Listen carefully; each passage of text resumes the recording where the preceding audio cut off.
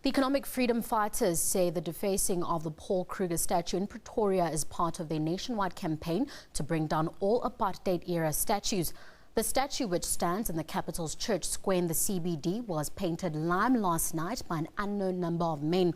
Meanwhile, lobby group AfroForum says the destruction of statues will only serve to further polarize South Africa. The group's Deputy Chief Executive for Heritage and Culture, Alana Bailey, says they strongly condemn calls by the ANC Youth League and the EFF for the removal and destruction of statues. The ANC Youth League has called for the removal of the statue of Paul Kruger in Pretoria and wants statues of former President Nelson Mandela, Thabo Mbeki and President Jacob Zuma. The EFF has claimed responsibility for setting alight the War Memorial statue in Uitenhage's Market Square in the Eastern Cape last week. Earlier, we spoke to our reporter Patricia Fasaghi, who is in Pretoria. Well, thank you, Tabile. Indeed, I am joined by spokesperson of City of Tshwane, and that is a Blessing Manale. As you have already mentioned, a lot of activity taking place here at Church Square since very early this morning. A lot of political parties who have gathered here, members from the public who are here curiously also, interacting in debate about what happened here. But let's hear from the City of Tshwane what their reaction is. Blessing, your reaction. Well, disappointed, disgruntled and very angry at what has happened today. We don't believe that it is the course of action that anyone else who's unhappy with the state of affairs should have proceeded.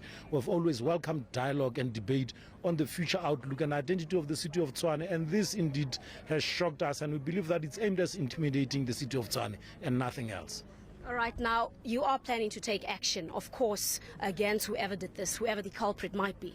Well, indeed, we will take action. This is a criminal act. It's not a political act. We just view it as cheap scoring, and we think that it must be dealt with by the full might of the law. So we're invoking certain sections of the heritage resources legislation as well as the criminal procedure legislation, and we'll make the first arrest based on damage to property, and we think that it will escalate to some serious offense in terms of the current stipulations of the heritage legislation. But people must go to jail for this kind of actions. And talking about that action that might be taken, the economic freedom fighters have already indicated in some quarters that it might just be one of their members who did this.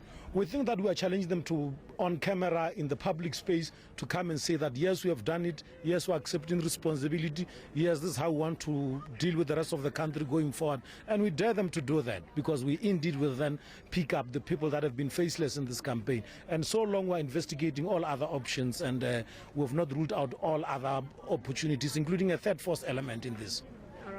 Of course, that is a City of Tshwane spokesperson, Blessing Manale, just giving us their reaction on the statue, of Paul Kruger that has been splashed with green paint. We have members from the economic freedom fighters who are also here, some of them claiming that it was them, some saying it wasn't them, but they yet welcoming whoever did this. They are supporting the person or people who are behind the vandalizing of this statue.